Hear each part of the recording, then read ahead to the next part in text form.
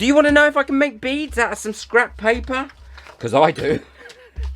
I've seen lots of people make these before, but I'm not very nimble-fingered, so I'm not sure I'm going to be able to do it, but we will see. I've got some pretty patterned papers, and the first strips I'm going to make are going to be 2 centimeters wide, and this isn't very thick paper, so this is going to make quite small beads, or thin beads. I'm going to cut a few strips at that size. And I'm also going to do some a little bit larger, which are 3 centimeters. I'll put up what that is in inches when I edit the video, so you'll be able to see. Because that's the same width all the way, I'm going to cut from one corner there to that edge there, using a sharp blade. Then what I'm going to do is make my beads out of those. These ones, I'm going to measure the center of this, and then cut down either side again, doing the same from one point there, you see, to the center bit there. And I'll also make beads out of the bits that are cut off. I'm not wasting anything. You know me, I hate waste. So I shall make some beads out of these bits.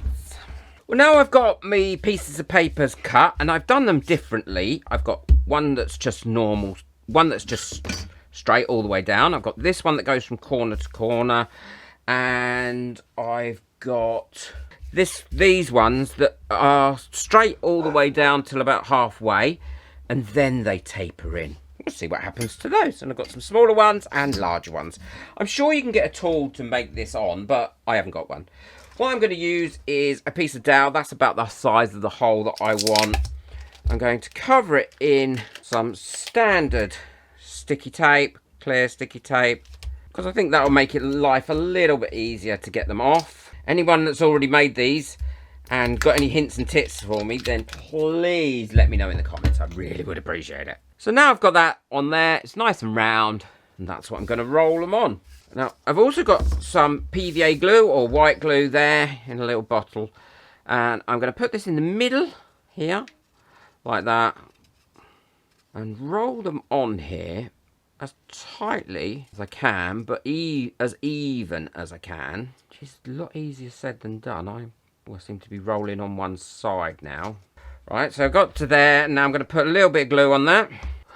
Oh, it's all going off onto one side. Oh, this is not as easy as you think. Ah, my goodness. Now I've got it too much this end. I think I'm trying to go a bit too fast, so I'll go a bit slower. Actually, it's easier if you use your thumb like this and get it into place, rather than try rolling it into place. Oh yeah, that's much easier doing it like that. Well, that one's not come out too bad at all. I'm quite pleased with that one all the way around. I got it fairly even. I mean, obviously there's another step as well to make it all nice and shiny and glossy. So I'm going to carry on making them like that. And because we put the tape on there, it should pull off really easily like that. These people that do quilling must have the patience of saints. Oh, I am quite pleased with that. It was definitely easier doing it without trying to wrap it around, but actually guiding it with my thumb. I mean, this should be fairly straightforward to start with because it's going straight down, so I shouldn't have any problems with this one, I hope, until I get to this where this taper is. Although he says that, and then straight away it's not even nowhere near looking central.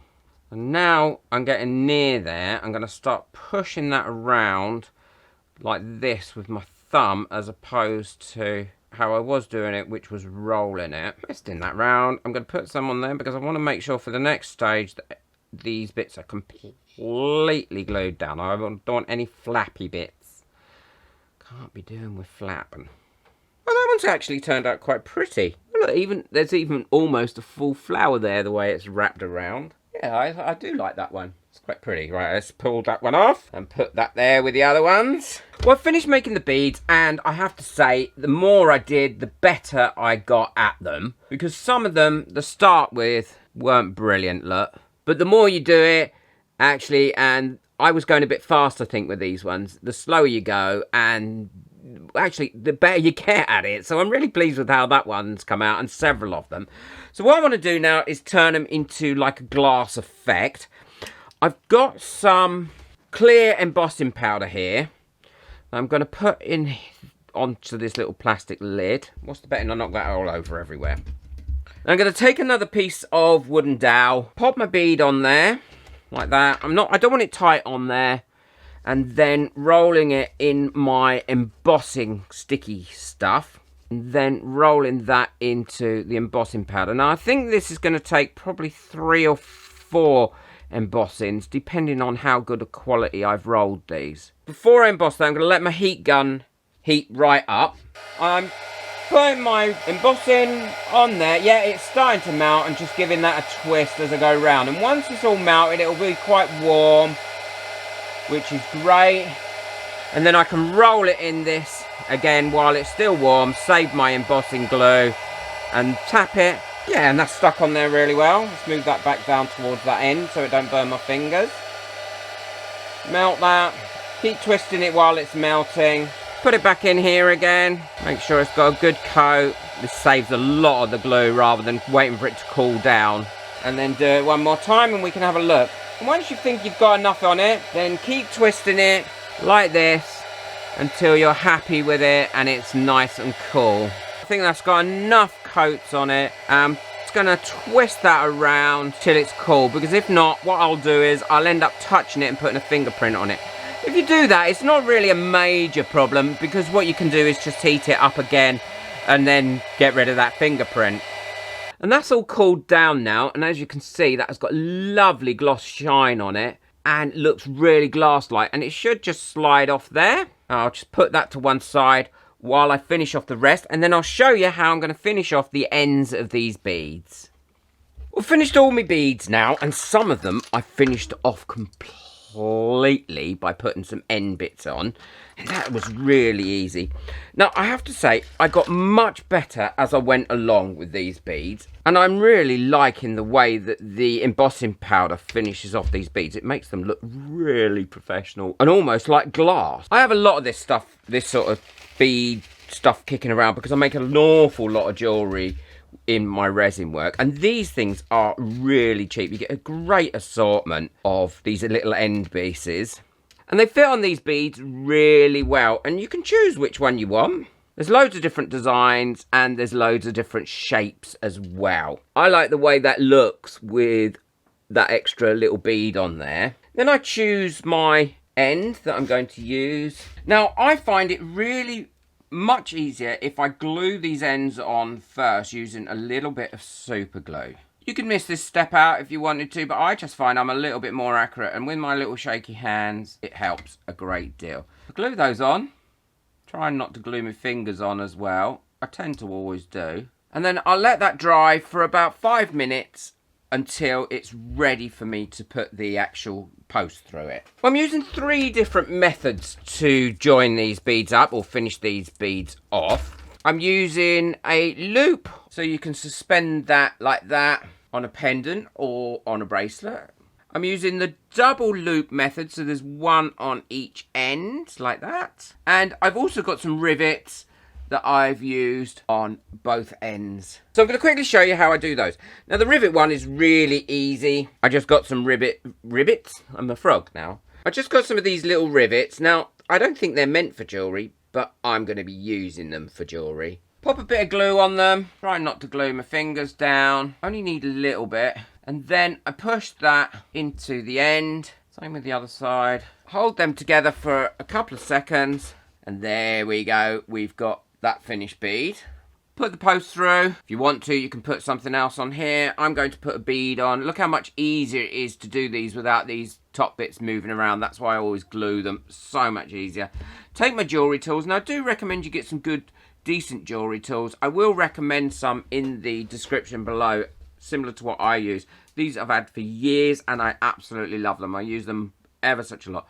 So I've bent that wire back slightly. Because this is quite a thick post, I only need to go round once, and I know that that is going to hold. Close that up there, like that. Got a nice little loop there, and then I cut that as close to that cut as possible, to where it's turned as possible. And I don't want that to be something that someone's going to catch on, so then I move it back and line it all up. And then you've got a nice little drop pendant as well. And then for the double one, I use quite a thick gauge wire for these because I find that they're a lot more sturdy and less likely to come apart or break. Before I put it on the bead, I'm going to make my first loop because that just saves a lot of messing around. Cut that in like that. Quite fiddly trying to do it in front of the camera because normally I have it right in front of my face. So it looks like that.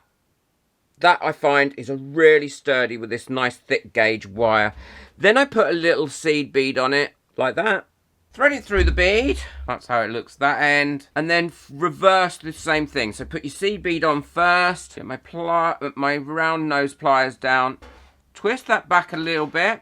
Bend that back a little bit. Follow that round now. And there we have a nicely finished off bead that you could thread on a bracelet going around like that. Well, this is them all finished. I'm really pleased with how these come out. I had so much fun. I really enjoyed doing this. I was listening to music. I was twisting them out. I improved really quickly. The more you do it, the easier it becomes. I'm sure there's lots of different shapes that you can do as well. Definitely give it a go. Scrap paper, a few bead bits, and I think you've got some beautiful beads. I will link everything that I've used in the description below. Please click that like button if you've enjoyed this. I hope you're going to have a go at this. It's well worth it. If you want to get hold of anything that I've used today, then the links to that and the links to buy me a coffee if you'd like to help support this channel are in the description below. Take care. Enjoy your crafting. Bye.